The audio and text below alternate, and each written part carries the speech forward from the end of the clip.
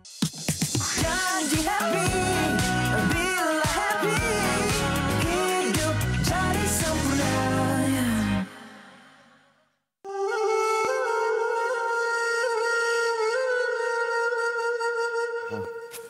أعوذ بالله من الشيطان الرجيم. بسم الله الرحمن الرحيم. الحمد لله رب العالمين. الرحمن الرحيم. مالك يوم الدين. إياك نعبد وإياك نستعين. اهدنا الصراط المستقيم. صراط الذين أنعمت عليهم غير المغضوب عليهم ولا الضالين.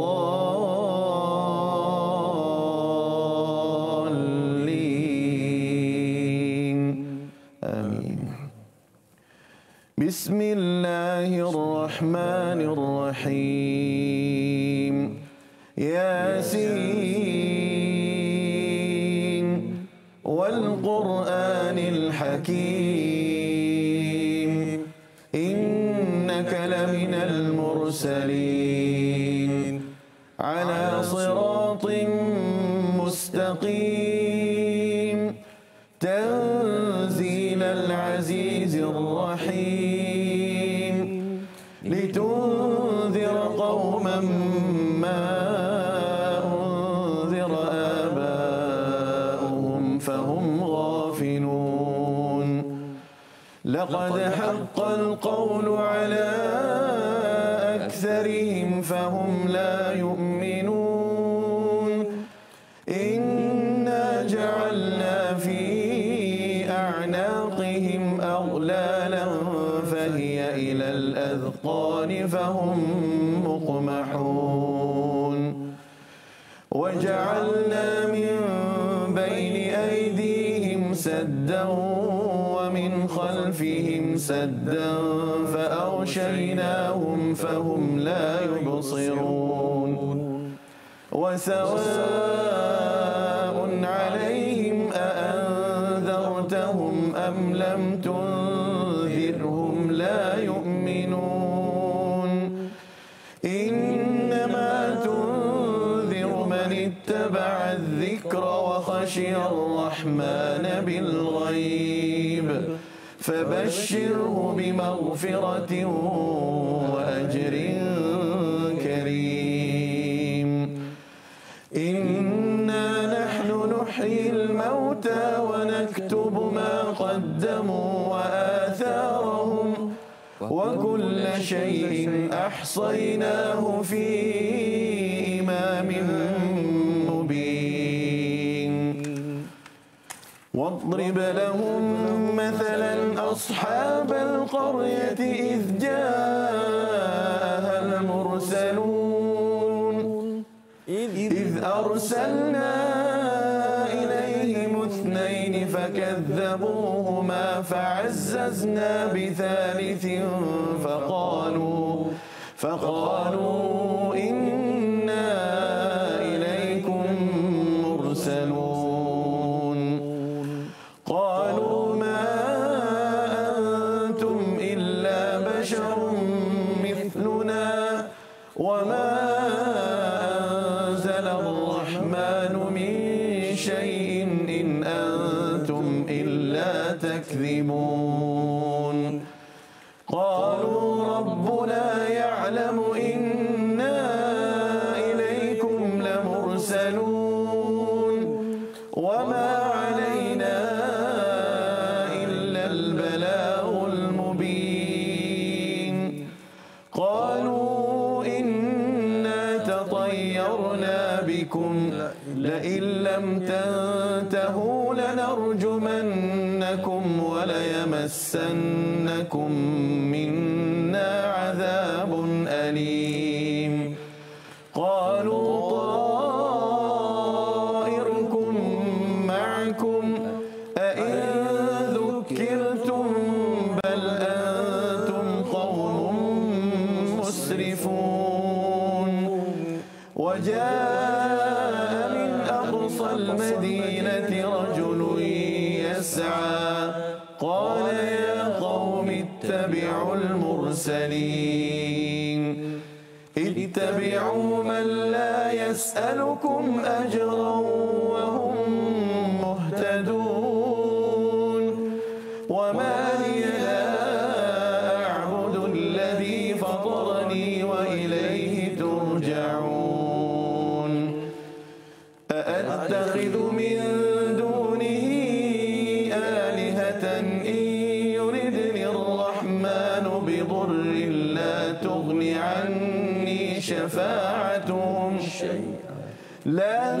عني شفاعتهم شيئا ولا ينقذون إني إذا لفي ضلال مبين إني آمنت بربكم فاسمعون قيل ادخل الجنة قال يا ليت قومي يعلمون بما غفر لي ربي وجعلني من المكرمين وما أنزلنا على قومه من بعده من جند من السماء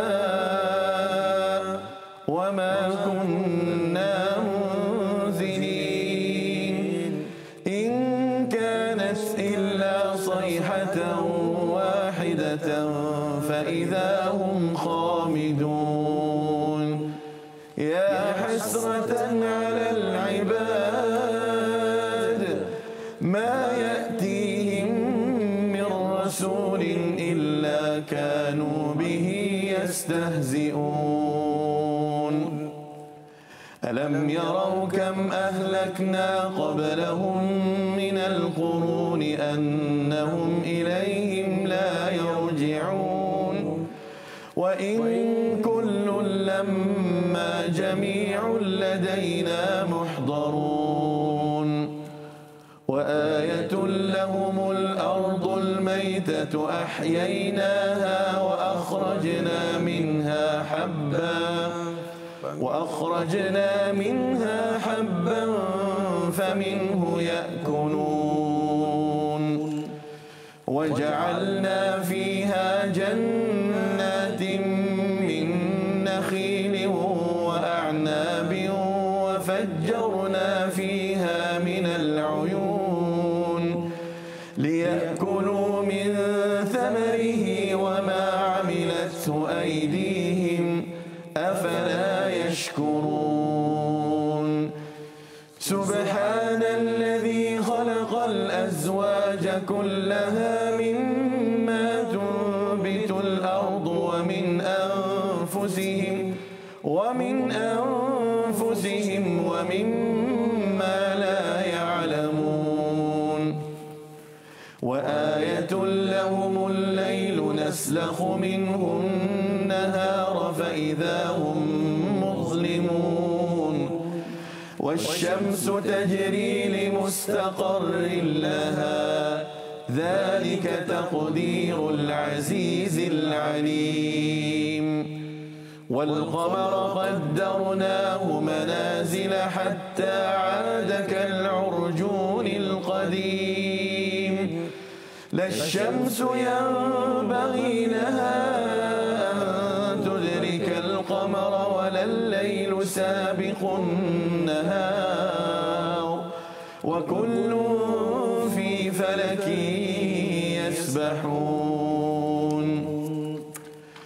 وآية لهم أنا حملنا ذريتهم في الفلك المشحون وخلقنا لهم من مثله ما يركبون وإن نشأ نغرقهم فلا صريخ لهم ولا هم ينقذون إلا رحمة منا ومتاعا إلى حين وإذا قيل لهم اتقوا ما بين أيديكم وما خلفكم لعلكم ترحمون وما تأتيهم من آية من آيات ربهم إلا كانوا عنها معرضين وإذا قيل لهم أنفقوا مما رزقكم الله قال الذين كفروا للذين آمنوا أنطعم من لو يشاء الله أطعمه إن أنتم إلا في ضلال مبين ويقولون متى هذا الوعد إن كنتم صادقين ما ينظرون إلا صيحة واحدة تأخذهم وهم يخصمون فلا يستطيعون توصية ولا إلى أهلهم يرجعون ونفخ في الصور فإذا هم من الأجداث إلى ربهم ينسلون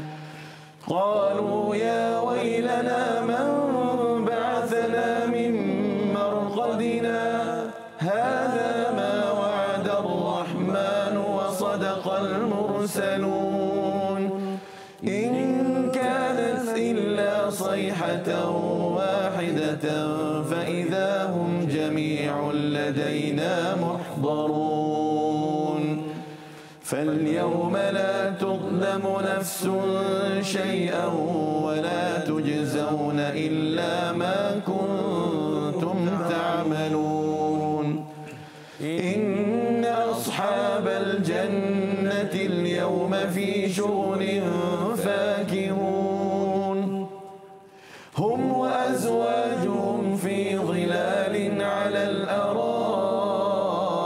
متكئون لهم فيها فاكهة ولهم ما يدعون سلام قولا من رب رحيم وامتازوا اليوم أيها المجرمون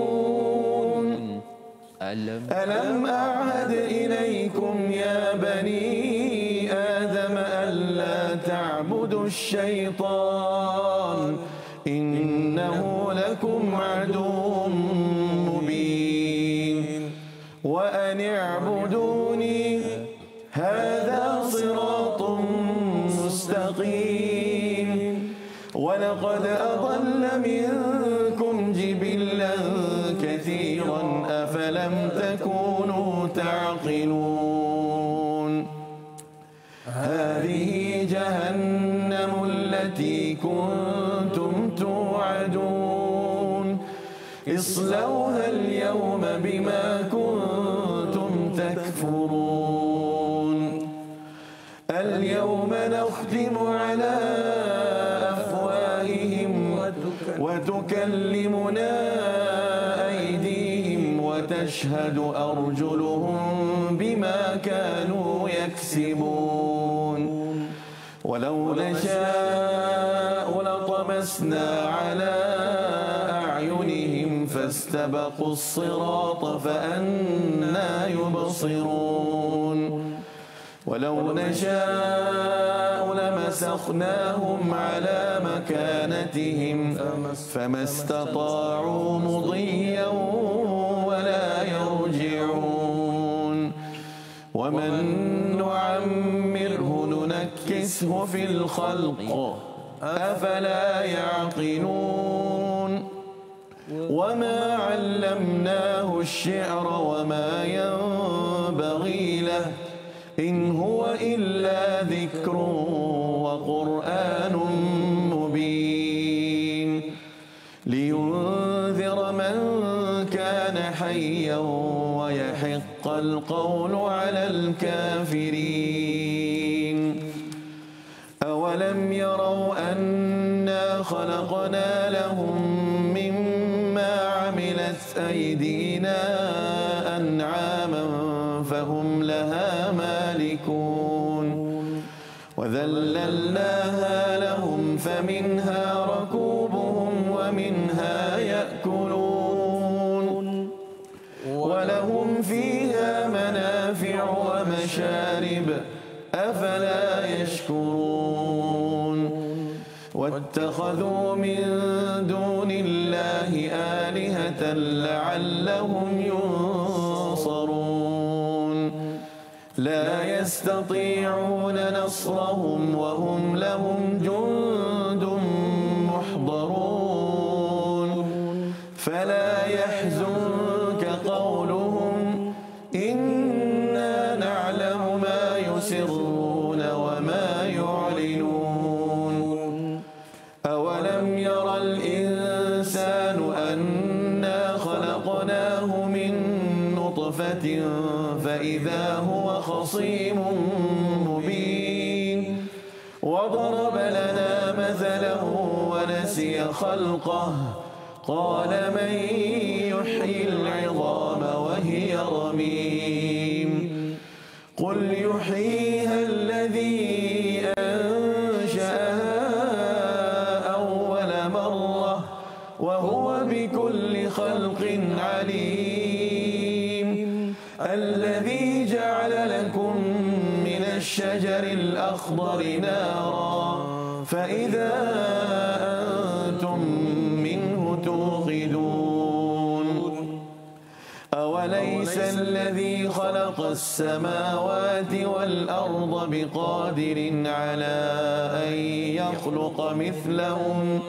بلى وهو الخلاق العليم إنما أمره إذا أراد شيئا أن يقول له كن فيكون فسبحان الذي بيده ملكوت كل شيء وإليه ترجعون صدق الله العظيم.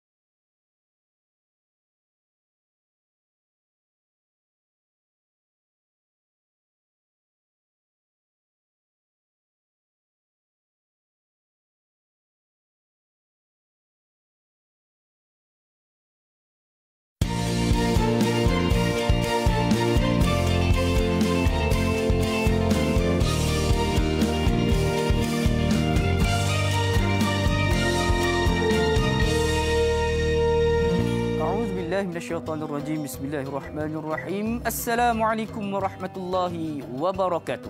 Alhamdulillahirabbil alamin. Wassalatu wassalamu ala asyrafil anbiya'i wal mursalin wa ala alihi wa sahbihi ajma'in.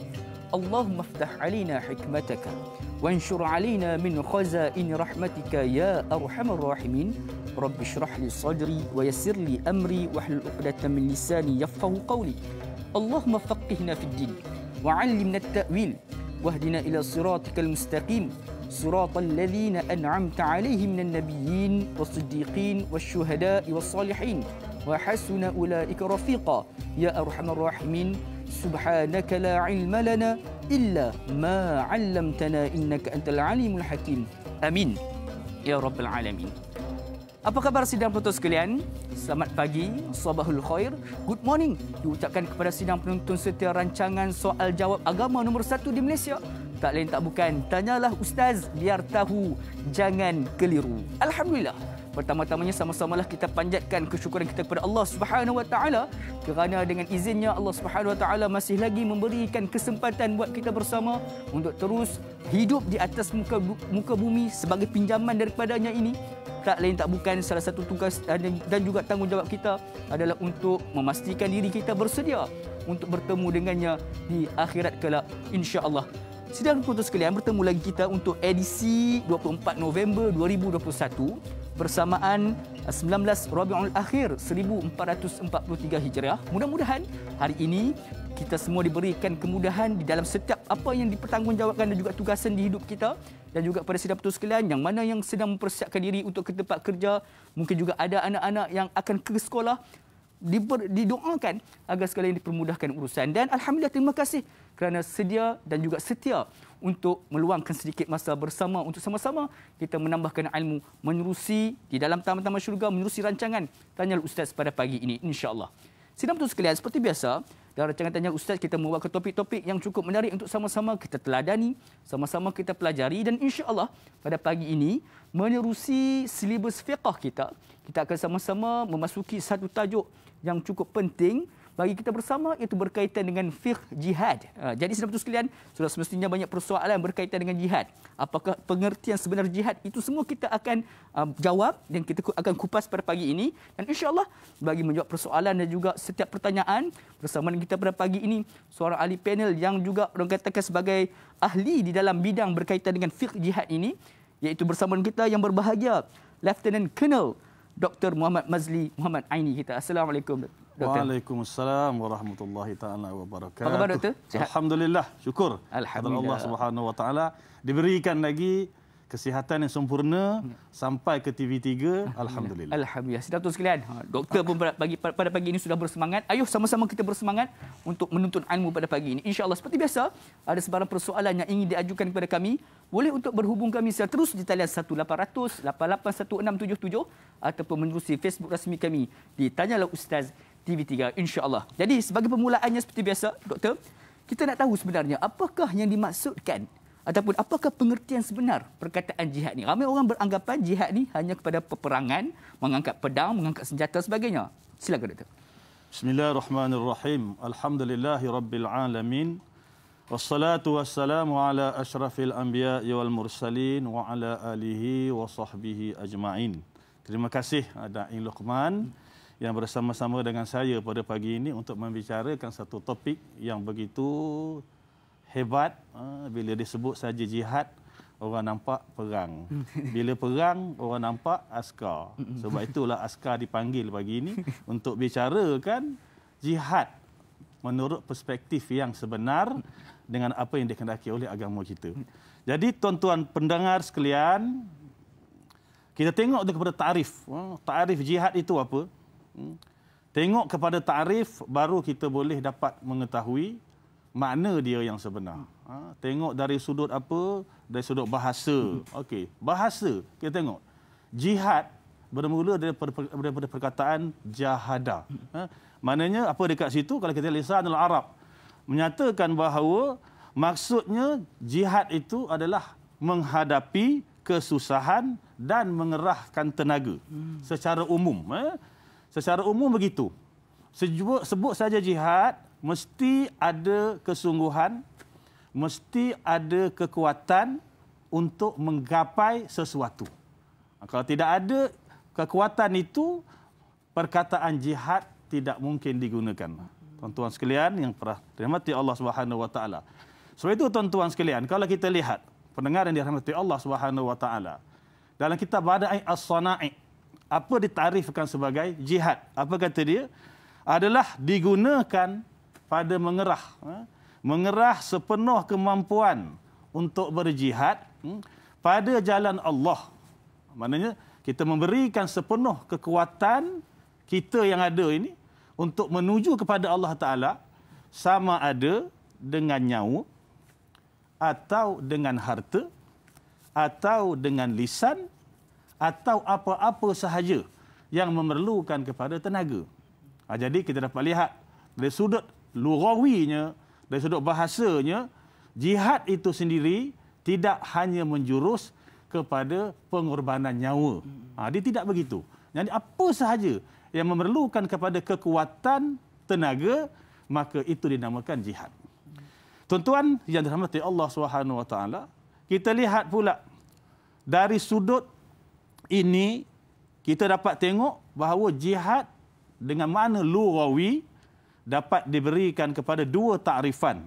Sama ada jihad secara am atau jihad secara khas. Am itu apa? Kita tengok satu-satu ya, tuan-tuan sekalian, supaya kita boleh faham. Sebelum kita nak menjurus jauh lagi ke hadapan, faham dulu makna jihad yang sebenar. Jadi katanya di sini bahawa secara am ia meliputi pelbagai jenis jihad, sama ada harta, lisan. Tengok kita berada di situasi mana. Kalau kita sebagai seorang ayah, apa jihad yang paling utama? Kena pastikan di bawah tanggungan kita itu ada makan, ada tempat tinggal. Sebagai seorang ibu, pastikan anak dia itu sentiasa berada dalam landasan agama, berjihad sebagai seorang ibu. Secara umum begitu makna jihad. Ada pun secara khas, ia bermaksud memerangi musuh. Ini makna secara khas khusus, sebut jihad dalam agama, boleh kita fokus begitu. Dan kita kena lihat di manakah situasi nak diterjemahkan jihad secara am atau jihad secara khusus. Tak boleh terjemah jihad terus khusus, jihad perang, jihad bunuh orang. Ini tak betul ya tuan-tuan sekalian ya. So jadi di sini secara kesimpulan yang boleh saya bagi bahawa jihad itu diterjemahkan sebagai segala perjuangan untuk meninggikan kalimah Allah di atas muka bumi, seperti perjuangan mempertahankan agama. Ini ada satu kefahaman yang orang faham begitu. Tetapi sebenarnya bukan itu sahaja. Mempertahankan hawa nafsu, itu juga jihad. Mempertahankan apa lagi? Pelbagai jenis jihad. Sama ada memastikan diri kita tidak terjebak dengan godaan syaitan, kan? Kemudian perjuangan meninggikan darjah ummah. Tengok orang Islam, macam mana situasi kita sekarang ni? Okey ke tak okey? Kalau tak okey, maka jihad perlu dilaksanakan tersebut, meninggikan martabat umat Islam. Itu juga jihad. Ya? Kemudian apa lagi? Perlu mempertahankan negara. Mempertahankan negara, pastikan negara kita aman, memberi sokongan kepada organisasi keselamatan, bagi sokongan yang begitu baik, begitu jitu. Kita sebagai orang awam umpamanya, jihadnya begitu. Jangan menjadikan masalah kepada contohnya askar ke ataupun polis ke, kita buat masalah. Kita jihad kita pastikan kita menyokong segala usaha-usaha yang boleh membawa keamanan kepada negara. Dan juga kita lihat di sini yang kesemuanya ini, bila kita mengatakan jihad, kita nak berjihad am ataupun khusus, semuanya mestilah melalui apa perkara-perkara yang dibenarkan oleh syarak. Selagi mana syarak mengizinkan, yes, itu jihad. Kalau kita menarifkan jihad di luar batasan syarak, maka itu bukan jihad namanya. Secara umumnya gitulah ya. Jadi jihad perlu dilihat dari sudut pandangan yang luas, bukan disempitkan jihad hanya sekadar peperangan. Terima kasih doktor. Satu pencerahan yang menarik, di mana jihad yang kebanyakan orang tahu selama ini ada jihad khusus sebenarnya, Doktor. Berkaitan dengan peperangan, perlu mengangkat senjata dan sebagainya. Rupanya kita terlupa tentang jihad yang bersifat umum ni, iaitu jihad untuk kita mengawal hawa nafsu dan sebagainya. Satu pencerahan yang menarik. Jadi mudah-mudahan kita semua dapat terkeluar daripada kekeliruan tersebut, insya-Allah. Jadi Doktor, untuk persoalan berikutnya, sebenarnya dalam Al-Quran ni ada tak Allah menyebut perkataan jihad itu sendiri? Silakan Doktor. Okey, bagus soalan tu supaya kita lebih nampak kan. Sebenarnya perkataan jihad yang Allah Ta'ala gunakan di dalam Al-Quran itu bukan sahaja sekadar ayat yang diturunkan di Madinah. Ayat yang diturunkan di Mekah pun Allah Ta'ala sudah menggunakan perkataan jihad. Kita akan tengok lepas ni. Cuma saya nak nyatakan dekat sini bahawa sebenarnya jihad atau perkataan jihad ini digunakan dalam Al-Quran dalam pelbagai sudut. Contohnya begini. Kalau kita buka surah Al-Baqarah ayat yang ke-218, Allah Ta'ala berfirman, A'udzubillahi minasyaitonirrajim, Innal ladzina amanu wal ladzina hajaru wajahadu fi sabilillah ulaika yarjuna rahmatallah wallahu ghafurur rahim.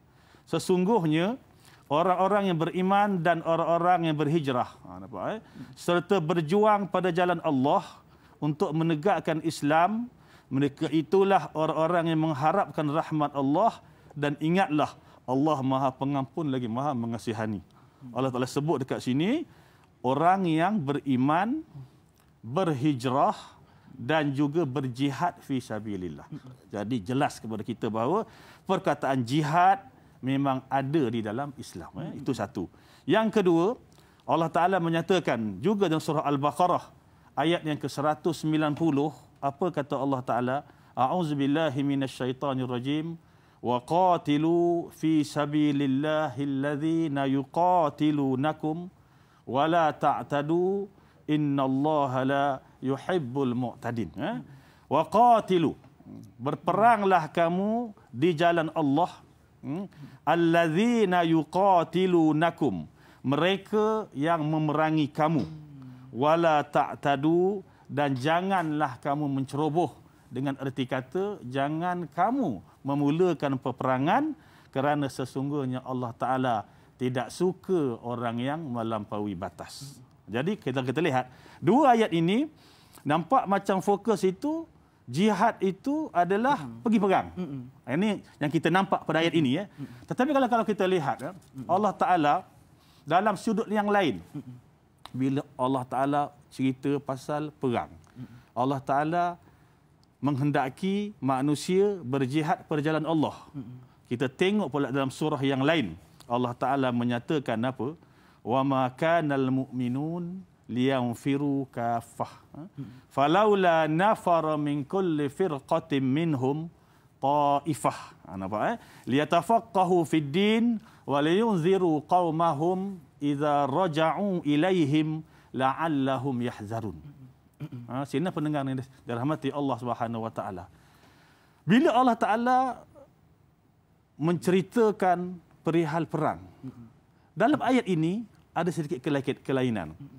Dalam suasana Rasulullah sallallahu alaihi wasallam menghantar utusan perang, dalam suasana di Madinah Al-Munawwarah, Nabi SAW menghadapi musuh dari pelbagai sudut. Musuh luar, musuh dalam, yang sentiasa mengancam Rasulullah SAW. Lalu Nabi suruh berjihad. Jadi para sahabat ridwanullah alaihim semangat. Semua nak berjihad, semua nak mencari redha Allah. Tiba-tiba Allah Ta'ala turun ayat wa ma kanal mu'minun liyanfiru kaffah. Tak patutlah, amat tidak patutlah. Al-mu'minun, orang-orang mukmin ini, liyanfiru kaffah, semua pergi perang. Walaupun Allah Ta'ala suruh pergi perang, tapi wa ma kanal mu'minun liyanfiru kaffah. Tak sewajarnya, tak sepatutnya semua pergi perang. Gitu kan? Falaula nafara min kulli firqatin minhum. Kenapa tak boleh? Kenapa tak boleh ada nafara, satu golongan manusia di kalangan orang beriman, ta'ifah. Sebahagian daripada mereka, ta'ifah ini tak pergi perang. Walaupun semua nak pergi perang. Untuk apa? Liyatafaqahu fiddin. Untuk mereka ini belajar. Untuk mereka ini mengaji, mahir agama, duduk di Madinah, belajar agama dengan Rasulullah sallallahu alaihi wasallam. Walaupun semua nak pergi perang, kata Allah Taala, tak boleh, kena ada sebahagian daripada kamu yang belajar, menuntut ilmu untuk apa? Waliyunziru qaumahum, supaya mereka ini yang duk belajar tadi ni memberi peringatan kepada mereka. Siapa mereka yang pergi perang tu? Kalau semua nak pergi perang, siapa nak belajar ilmu macam mana? Jadi waliyunziru qaumahum idza raja'u ilaihim, bila tentera ini balik kepada mereka. Di medan pergi perang, masuk operasi apa semua, balik ke kamp contohnya, ada ilmu yang disampaikan. Dapat daripada mana? Yang tak pergi perang ni belajar sungguh-sungguh supaya mereka boleh faham. Jadi kemudian la'allahum yahzarun, supaya mereka beringat. Jadi konteksnya dekat sini bahawa jihad penting dalam satu masa. Jihad menuntut ilmu juga sebahagian daripada tuntutan yang dikehendaki oleh agama. Allahu Akbar. Jadi saudara sekalian, doktor, sebenarnya pada pagi ini tanpa kita sedari, kita menerusi Raja Tanya Ustaz ni, kita sedang berjihad sebenarnya. Allahu Akbar. Jadi mudah-mudahan memberikan satu pencerahan buat kita bersama. Banyak lagi yang kita akan kupas berkaitan dengan fiqh jihad.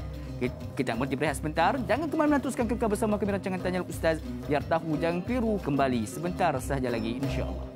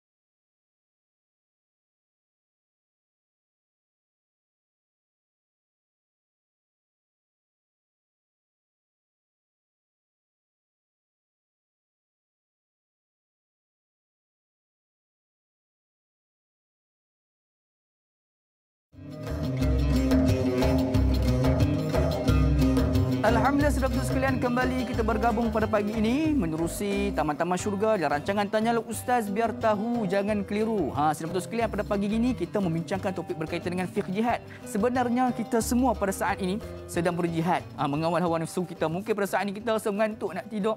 Mungkin juga ada antara kita pada pagi ini rasa lapar sangat makan, tapi kita sanggup untuk berjuang, untuk berada di hadapan televisyen pada pagi ini untuk sama-sama kita tambah ilmu. Ini juga merupakan satu jihad yang sangat-sangat dituntut dalam Islam. Masih lagi membicarakan topik berkaitan dengan fiqh jihad. Sidang betul sekalian, ada sebarang persoalan yang ingin diajukan kepada kami seperti biasa. Boleh untuk berhubung kami secara terus di talian yang tertera di kaca televisyen anda, insya-Allah. Jadi jom, doktor, kita nak meraihkan persoalan pada sahabat-sahabat Facebook kita. Dan soalan pertama yang dipilih adalah daripada saudari Sahziatul Siddiq. Assalamualaikum Ustaz Da'i. Assalamualaikum warahmatullahi. Apakah faktor penyebab jihad seseorang itu tidak diterima di sisi Allah Subhanahu Wa Taala? sedangkan nampak secara zahirnya dia berjihad di jalan Allah. Mohon pencerahan Ustaz. Terima kasih. #biar tahu jangan keliru. Terima kasih Puan Saziatul Siddiq. Silakan Dato'.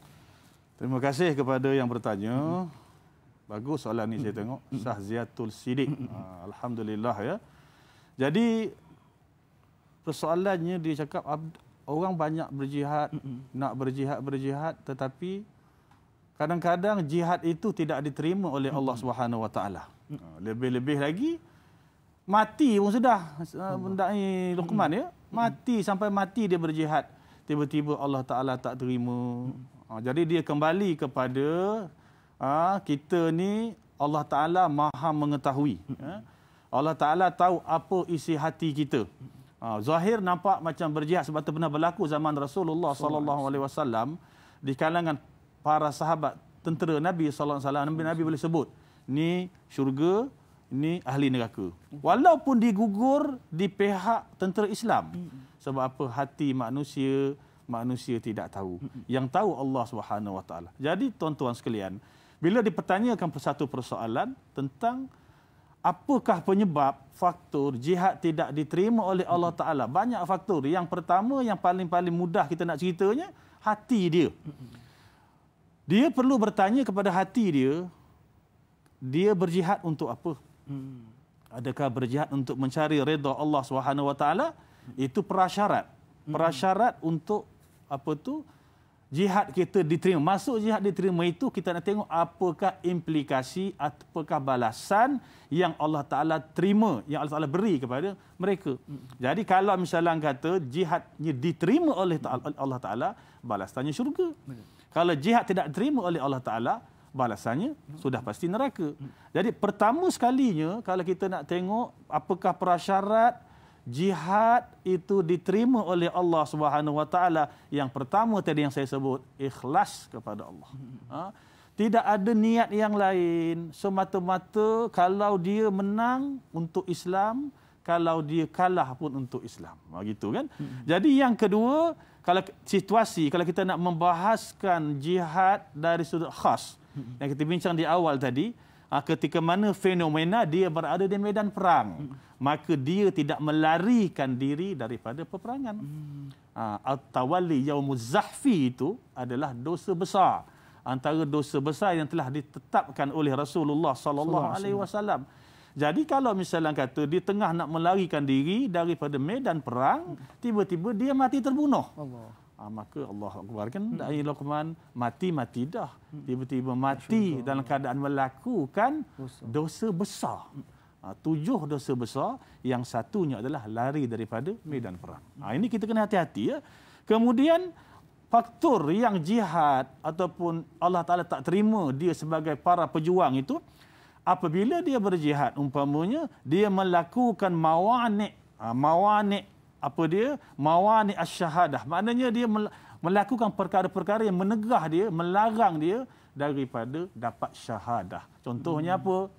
Dia pergi perang, matlamat dia nak kepada harta rampasan perang. Dia rasa, kalau perang ni, kalau menang dapat harta, kaya aku. Dapat unta, kaya aku.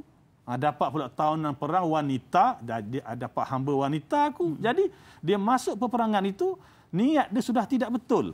Contohnya kan, maka pada ketika itu dia tidak dikira sebagai seorang yang melakukan jihad, sebab niat dalam hati dia adalah lain daripada yang sepatutnya ada dalam hati dan jiwa raga dia untuk mencari redha Allah Subhanahu Wa Taala. Contoh yang lain, saya pergi pula kepada jihad dengan makna kefahaman umum gitu kan. Okey, kita semua tahu, bahasa kita dengar antara contohnya orang yang dapat syahid akhirat. Antaranya orang yang jatuh daripada bangunan, dihempap oleh bangunan, maka dia dikira syahid. Okey, tapi masalahnya si mamat seorang ni, dia tiba-tiba dia masuk ke rumah orang dengan niat nak mencuri. Tak dan mencuri, tiba-tiba runtuh bangunan.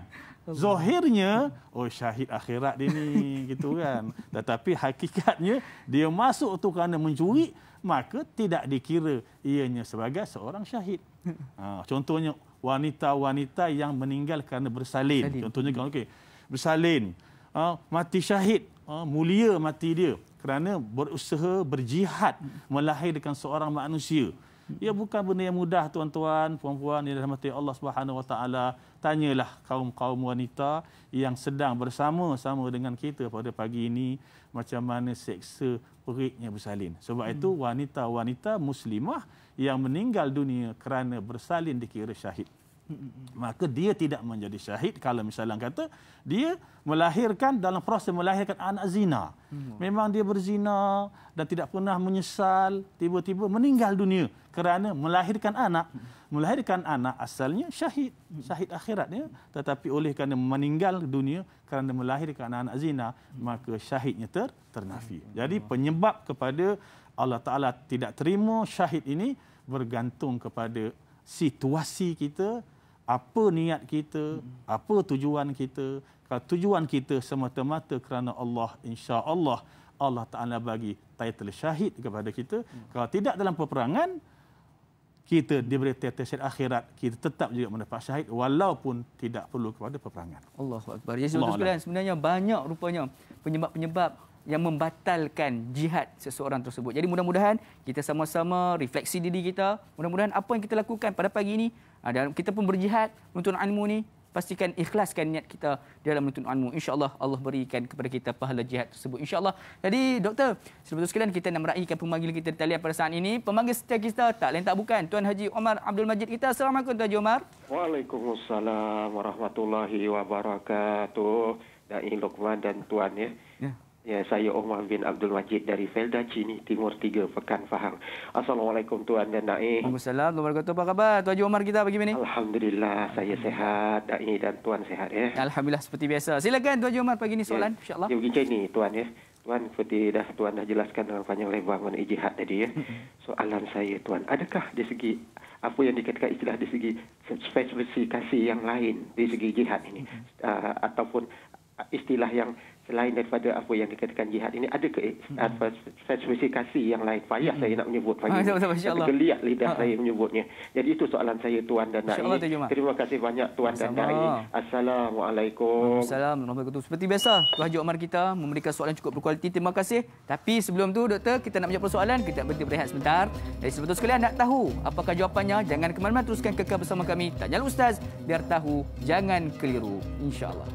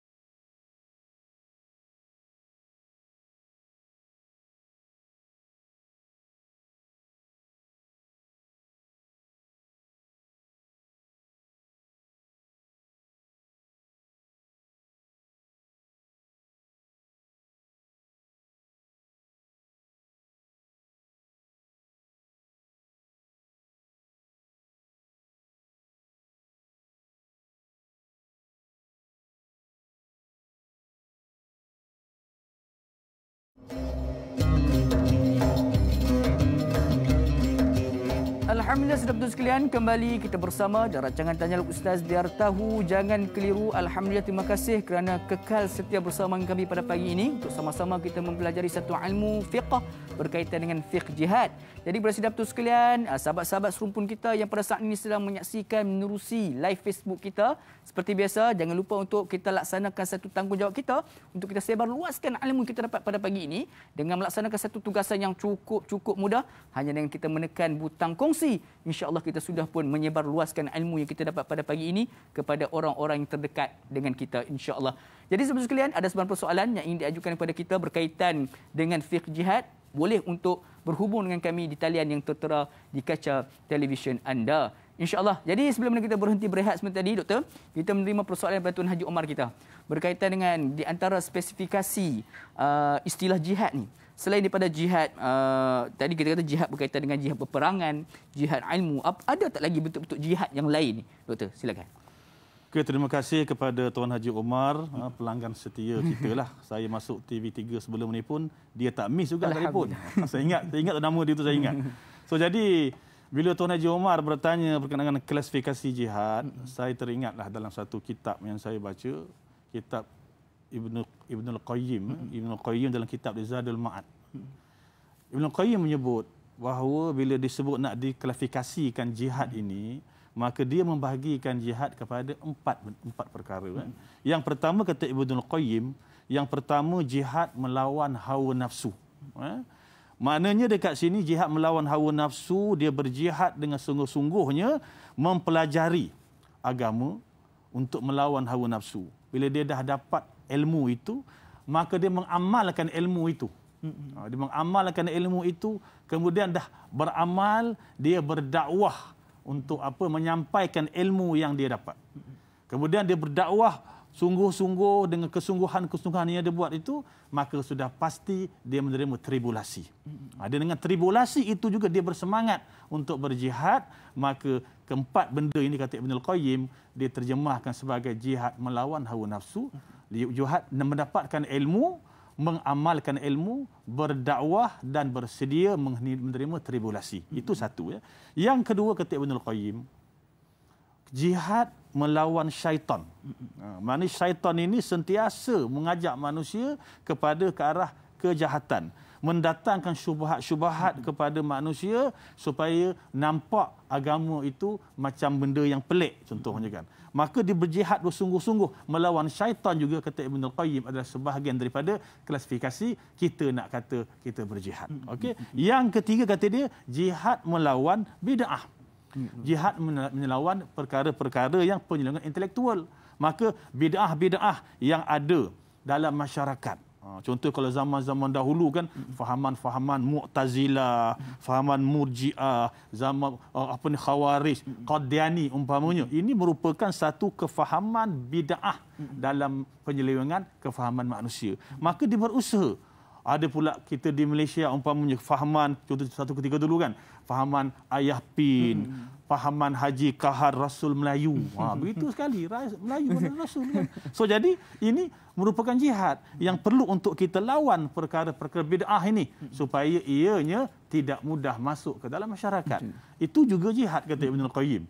Jadi begitu kata ulama kita zaman dahulu, mereka memakna jihad dan skop yang begitu luas. Perlu difahami ini juga jihad. Jangan kita rasa bahawa jihad ini hanya sekadar kita nampak agama itu maknanya jihad mengangkat senjata. Sekadar itu tak. Jadi kita melawan hawa nafsu, kita melawan syaitan, kita melawan perkara-perkara mungkar, itu semua adalah dikatakan jihad. Sehingga ke Ibnul Qayyim dalam kitabnya menyebut yang keempat barulah kata dia melawan berjihad melawan musuh Allah Ta'ala yang nyata. Jadi dia meletakkan kategori itu di situasi hujung sekali. Sebab apa? Dia kena tak nak manusia bila faham saja jihad maka pergi perang. Tak, kena faham dulu bahawa jihad melawan hawa nafsu sebahagian daripada jihad yang perlu dialami oleh manusia sebelum dia nak pergi berjihad pada jalan Allah Subhanahu Wa Taala. Allah Akbar. Jadi apa yang dikatakan oleh Imam Ibn Qayyim itu diletakkan jihad melawan hawa nafsu itu merupakan di tangga yang teratas Jadi tuan sekalian, ayuh sama-sama kita terus memerangi hawa nafsu kita, mengawal juga mengawal hawa nafsu kita daripada melakukan perkara yang mungkar ataupun menyeleweng di sisi syariat, insya-Allah. Jadi doktor, kita nak beralih ke persoalan berikutnya pada Facebook kita daripada Al-Shal. Assalamualaikum Ustaz dan Naim. Assalamualaikum warahmatullahi.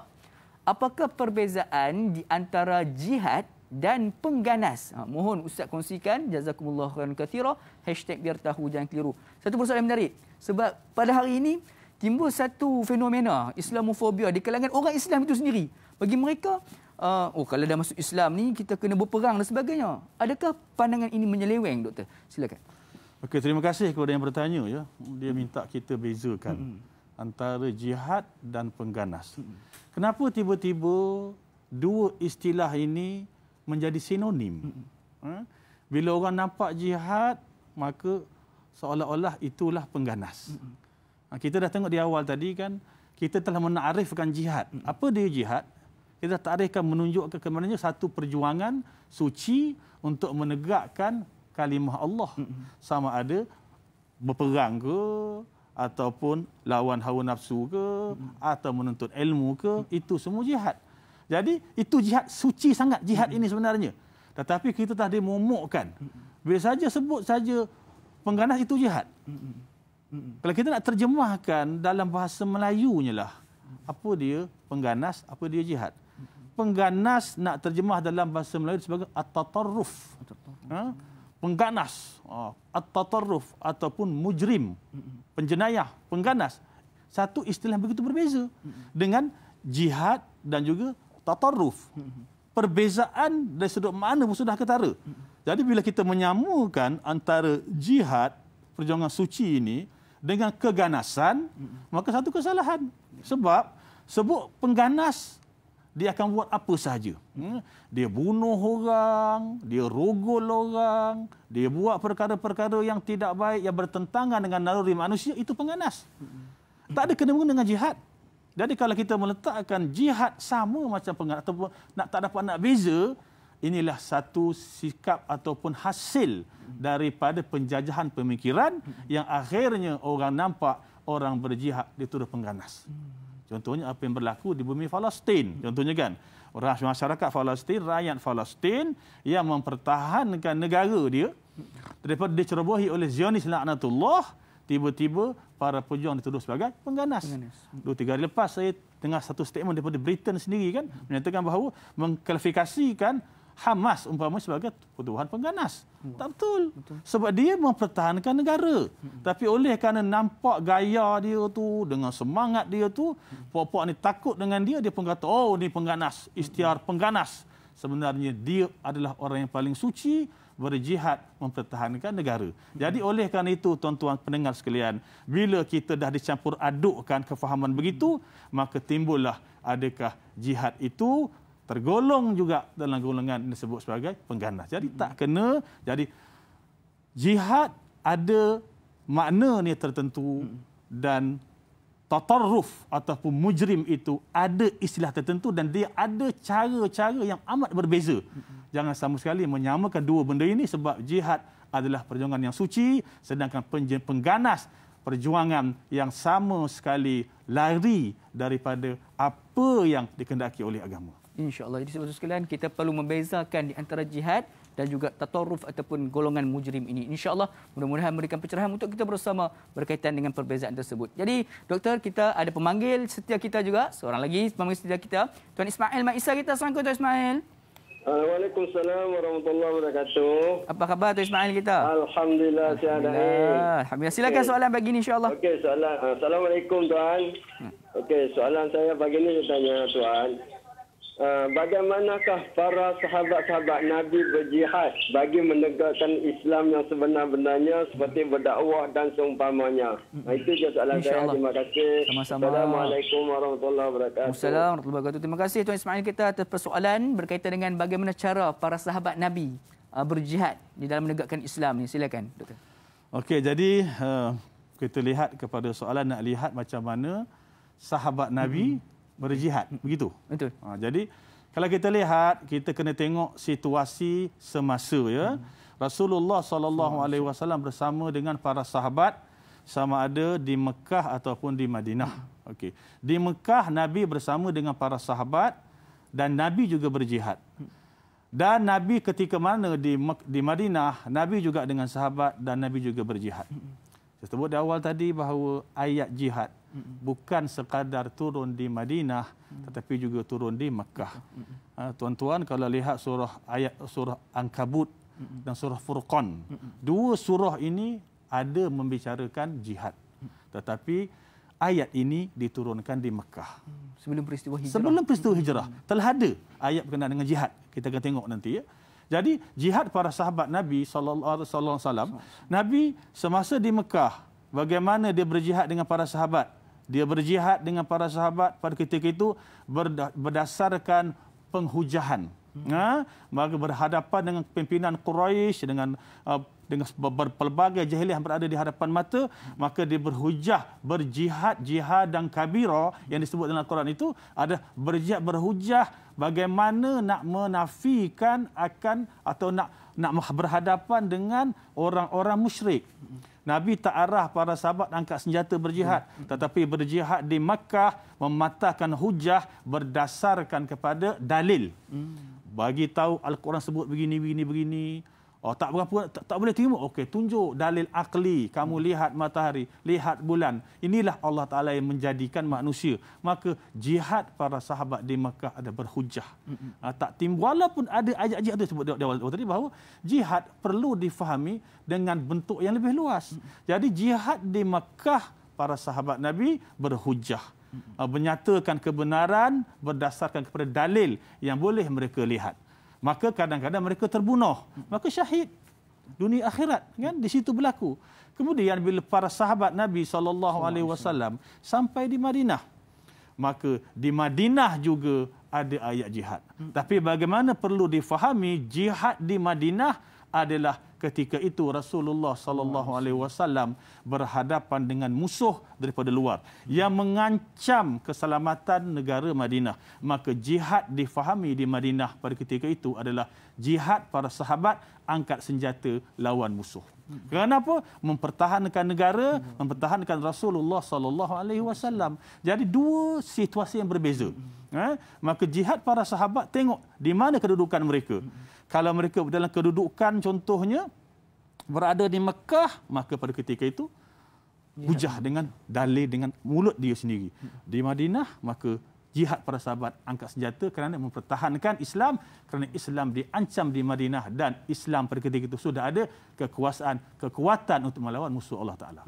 InsyaAllah, saudara sekalian, di situlah ada dua perbezaan di antara cara bagaimana para sahabat berjihad pada suatu ketika itu. Bagaimana situasi di Mekah dan juga bagaimanakah cara jihad mereka sewaktu mana berada di Madinah. Mudah-mudahan menjawab persoalan daripada Tuan Ismail kita. Jadi doktor, kita nak berhenti berehat sebentar. Banyak lagi yang kita nak ajukan soalan ni berkaitan dengan fikih jihad ni. Namun sebelum tu, kita berhenti berehat. Jangan kemana-mana, teruskan kekal bersama kami rancangan Tanya Ustaz biar tahu jangan keliru, kembali sebentar sahaja lagi insya-Allah.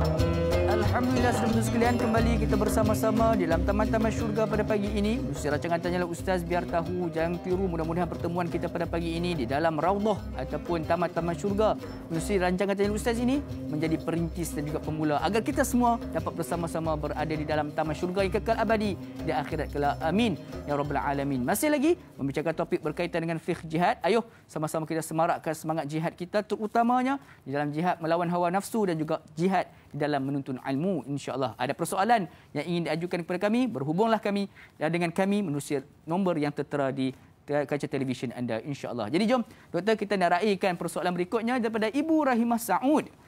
Assalamualaikum Lieutenant Colonel, da'i dan kru-kru Tanya Ustaz. Assalamualaikum warahmatullahi. Apakah jihad yang perlu ada pada para doktor, jururawat, kaki tangan perubatan bagi sesebuah negara yang sedang membangun? Dan soalan kedua, apakah seruan jihad yang perlu keluar daripada bibir seorang ayah yang pernah berkhidmat dalam ATM demi menaikkan semangat generasi selepasnya? Hashtag biar tahu, jangan keliru. Jazakallah khair tuan dan da'i. Sama-sama. Silakan doktor. Terima kasih kepada Puan Rahimah Saud yang bertanya dua soalan. Jadi saya tengok Puan Rahimah ni memahamilah perbincangan kita pada pagi ini. Maksud apa dia nampak tu, dia tidak fokus kepada jihad itu angkat senjata. Tak. Dia, jihad itu mesti bunuh orang. Tak. Kata dia bahawa apakah jihad yang perlu ada pada para doktor, jururawat, kaki tangan perubatan bagi sebuah negara yang sedang membangun. Saya sebut di awal tadi bahawa kalau dia seorang doktor, kita tengok, atau beri sebagai seorang jururawat atau apa saja perjawatan dia, maka jihad bagi dia adalah dia bekerja bersungguh-sungguh. Kalau seorang doktor umpamanya jururawat, maka mereka ini adalah dipertanggungjawabkan memastikan pesakit-pesakit mereka itu berada pada situasi yang paling bagus. Maka tuan-tuan sekalian, maka dia jihad dia dekat situ, dia jadi doktor yang betul-betul committed. Doktor yang betul-betul berusaha untuk memastikan pesakit dia itu selamat. Bukan bekerja dalam keadaan yang sambil lewa. Ini itu kejuhudan jihad. Kita dah terang tadi kan, kesungguhan untuk mencapai sesuatu untuk mencari redha Allah Ta'ala. Jadi bila dia sebagai seorang doktor ke, jururawat ke, kaki tangan perubatan ke, maka dia bekerja sungguh-sungguh. Buat sungguh-sungguh, dianggap ini sebagai jihad. Fi sabilillah dia buat sungguh-sungguh. Tiba-tiba dengan takdir Allah Ta'ala, dia mati kerana tugas dia. Contoh doktor teruk sangat, tak cukup tidur ke apa ke, memang dia kerja sungguh-sungguh, tak ada minta apa melainkan redha Allah Ta'ala, maka dia meninggal dunia. Maka dia dikira seorang yang sedang berjihad dan dia mati gugur sebagai seorang syahid yang diterima insya-Allah oleh Allah Subhanahu Wa Ta'ala. Itu satu. Jadi artinya jihad mereka ini adalah kesungguhan mereka memegang amanah itu, memegang tanggungjawab itu supaya dia sentiasa berada dalam keadaan bersedia, maka dipastikan bahawa mereka yang di bawah tanggungjawab dia itu dapat kesihatan yang sempurna. Itu satu. Jadi apakah seruan jihad yang perlu keluar dari bibir seorang ayah yang pernah berkhidmat dalam ATM? Oh, ni ceritain askar pencin ni. Askar pencin. Dia pun macam mana cara nak bagi semangat. Semangat kepada anak-anak dia. Kalau ada anak dia masuk askar, bagi semangat. Bagi tahu dia, wahai anak, contohnya begitu, bahawa kamu berada pada situasi yang begitu mulia. Kamu seorang para pejuang yang diamanahkan menjaga negara. Sekiranya kamu niat kamu betul, nak betul-betul jaga negara, syahid di hadapan mata kamu. Malah kamu lebih hebat daripada orang di luar sana, kamu layak mendapat syahid dunia akhirat. Sebagai warga tentera yang berperang fi sabilillah, kalau sampai satu ketika besok diisytiharkan perang contohnya lah, maka dia betul-betul dengan hati yang mulus, betul-betul semata-mata kerana Allah, kamu dapat syahid dunia akhirat. Ini yang perlu difahami kalau sebagai orang cakap sebagai ex-army atau ex-tentera, nak bagi nasihat kepada anak-anak buah dia, anak-anak dia bagi tahu begitu. Kamu berada pada situasi yang begitu cantik sekali. Allah Ta'ala takdirkan kamu sebagai warga tentera mempertahankan negara. Kalau kamu betul-betul ikhlas kerana Allah Ta'ala, syahid dunia akhirat di hadapan mata kamu. Itu dia. Jadi ikhlas kerana Allah, insya-Allah syahid di hadapan mata mereka sendiri. InsyaAllah, jadi saya teruskan satu pencerahan yang cukup menarik pada doktor kita. Jadi mudah-mudahan menjawablah persoalan daripada Ibu Rahimah Sa'ud kita seperti tadi. InsyaAllah, jom kita balik ke persoalan berikutnya daripada Tuan Hasnu'in Wahid. Assalamualaikum. Waalaikumsalam warahmatullahi wabarakatuh. Semoga kita semua berkati Allah Subhanahu Wa Taala. Amin ya rabbal alamin. Soalan saya, doktor, sesebuah negara Islam yang tidak terlibat dengan peperangan untuk berjihad, apakah bentuk jihad yang boleh dilakukan oleh umatnya untuk mendapatkan syahid yang semua orang beriman perlukan? Mohon perkongsian ilmu dari Ustaz. Sekian, terima kasih. #biar tahu jangan keliru. Satu persoalan yang banyak juga ditanya kepada saya, doktor, berkaitan dengan baru-baru ni kita ada isu di Palestin sebagai contoh. Dan ada juga anak-anak muda kita ni, dia jiwa berkobar-kobar nak pergi ke sana berperang. Adakah itu satu solusi yang terbaik ataupun ada cara lain untuk berjihad? Silakan, doktor. Okey, soalan ni saya tengok nak dapatkan syahid dalam keadaan tidak berlakunya peperangan. Okey. Yang pertama, kita kena faham bahawa untuk mengisytiharkan jihad adalah tanggungjawab pemerintah. Selagi mana pemerintah tidak mengisytiharkan jihad, contohnya jihad fisabilillah, tidak ada seorang manusia pun berhak untuk mengisytiharkan jihad. Kalau semua boleh mengisytiharkan jihad, huru-hara dunia. Itu satu. Kemudian kita kena faham tu. Jangan sampai kita rasa kita sudah kuat. Kita rasa kita dah jadi hero. Isytihar jihad. Seperti mana pernah berlaku di negara kita, peristiwa Ma'unah dulu kan, di Bukit Sauk. Inilah contohnya. Maknanya orang yang tidak boleh, tidak berhak mengisytiharkan jihad, tiba-tiba mengisytiharkan jihad, maka perbuatan dia itu bukan perbuatan yang benar, malah berdosa di sisi Allah Subhanahu Wa Taala. Jadi dalam keadaan begini, kata dia, macam mana kita nak mendapatkan pahala jihad dalam keadaan negara tak perang? Kita dekat Malaysia ni aman, alhamdulillah. Kita hidup aman sentosa, pelbagai bangsa. Jangan ada di kalangan kita pandai-pandai nak mengisytiharkan jihad semata-mata nak mencari redha Allah Taala. Saya tekankan sekali lagi bahawa mengisytiharkan jihad adalah hak pemerintah. Bukan hak rakyat biasa. Apa kategori kita sekalipun, alim macam mana kita sekalipun, kita tidak ada hak mengisytiharkan jihad kerana kekuatan itu hanya ada pada pemerintah. Jadi bagaimana di Malaysia nak jihad ni? Dah terang tadi kan, kita ada pelbagai bentuk.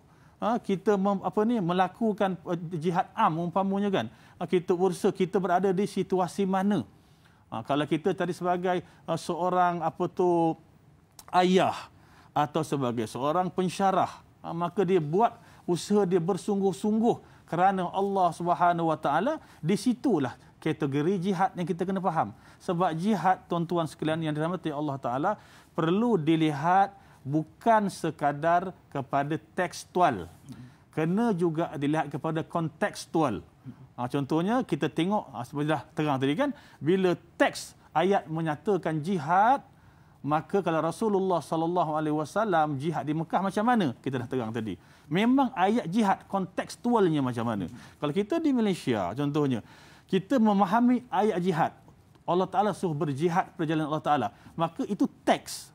Tapi kontekstualnya macam mana? Di Malaysia kita tidak ada peperangan, tak ada isytiharkan peperangan, kita hidup aman sentosa. Maka jihad perlu difahami kontekstualnya di Malaysia, di mana kita diperlukan, di situ kita buat kerja bersungguh-sungguh. Ini cara dia kan. Jadi kita nampak cantiknya Islam itu. Maka balasan jihad terserah kepada Allah Subhanahu Wa Taala. Sebab itu kita ada syahid dunia akhirat, syahid akhirat. Kita buat bersungguh-sungguh atas dunia, jihad kerana Allah Taala, walaupun tak berperang, insya-Allah syahid akhirat akan kita dapat. Tapi dengan syarat niat kita kena betul. Sebab peluang untuk jihad, contohnya dapat syihad ma'rakah, peperangan di Malaysia, kontekstualnya di Malaysia tidak berlaku macam itu. Maka kontekstualnya kita di Malaysia adalah jihad am sebagaimana yang telah sama-sama kita terang tadi.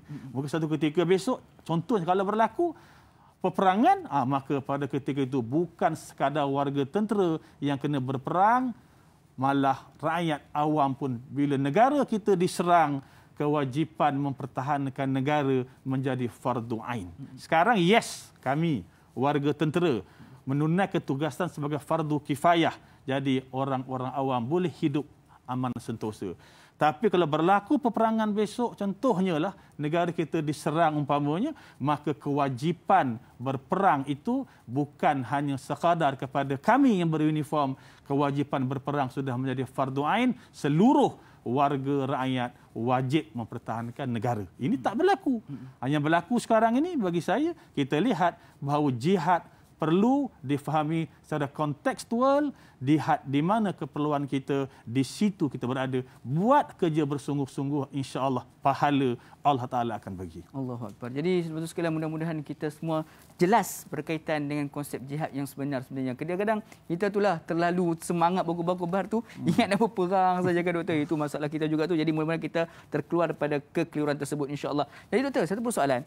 Seperti mana yang doktor katakan seperti tadi, kita tahu situasi peperangan di zaman Rasulullah ni berlaku sebab tu mana sudah berlakunya peristiwa hijrah. Tetapi dalam Al-Quran itu sendiri ada beberapa ayat yang diturunkan di Mekah. Kenapa begitu? Silakan.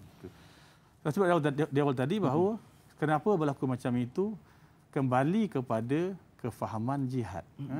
Kembali kepada kefahaman jihad. Kenapa Allah Ta'ala sebut dalam ayat banyak surah, banyak ayat-ayat yang Allah Ta'ala sebut dalam Al-Quran kalau kita lihat, membicarakan tentang jihad. Sedangkan jihad itu, nak kata jihad senjata tak berlaku di Makkah Al-Mukarramah. Tapi kenapa Allah Ta'ala sebut jihad dalam Al-Quran? Banyak kalau kita lihat kan. Jadi kita lihat dekat sini, itu membuktikan kepada kita bahawa jihad itu bukan hanya mengangkat senjata.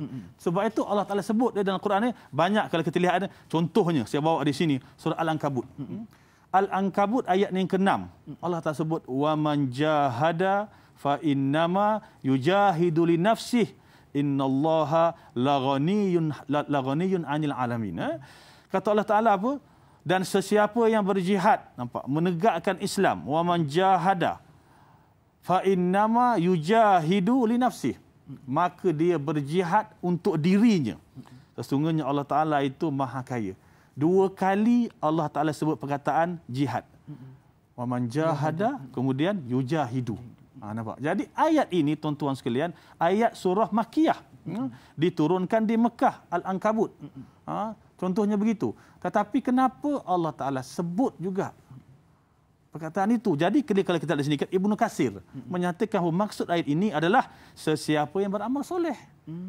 Beramal soleh di Mekah pada ketika mana menghadapi situasi musuh yang mengancam di hadapan mata, maka dia melakukan amal soleh. Jadi yujahidu, mujahadah dekat situ diterjemahkan sebagai amal soleh. Contohnya begitu kan. Ayat yang lain Allah Ta'ala sebutkan wallazina jahadu fina lanahdiyannahum subulana wa innallaha lama'al muhsinin. Al-Ankabut juga. Ayat Makkiyah. Siapa yang berjihad, wallazina jahadu. Jelas disebut. Sesiapa mereka yang berjihad, kami akan beri jalan petunjuk kepada mereka. Ini ayat Mekah. Kenapa digunakan perkataan jihad? Maknanya dekat sini bahawa jihad yang sebut awal tadi perlu difahami kepada situasi. Walaupun di Mekah tak ada istilah angkat senjata, tetapi Allah Ta'ala tetap menggunakan jihad nak memberitahu kepada kita bahawa skop jihad perlu dilihat dengan skop yang lebih luas. Bukan sekadar kita kata perang. Jelas. Sebab apa kalau kita kata ni ayat jihad, tengok ayat apa ni, ayat Mekah. Maka ayat Mekah tidak pernah berlaku Nabi jihad mengangkat senjata. Maka jihad di Mekah itu kita simpulkan bahawa inilah dia contoh jihad yang boleh kita bawa pada hari ini. Selagi mana negara kita aman, selagi mana negara kita tidak diserang oleh musuh, maka fahamilah jihad dalam konteks yang lebih luas.